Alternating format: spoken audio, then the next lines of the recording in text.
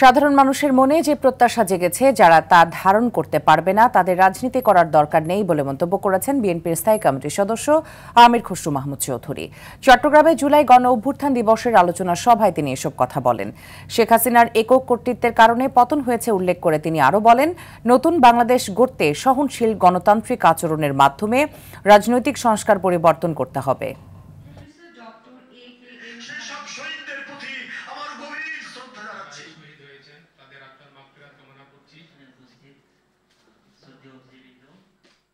যারা সেবার উদ্দেশ্য নিয়ে রাজনীতি করবে তাদের করা উচিত, বাকিদের রাজনীতি করা উচিত।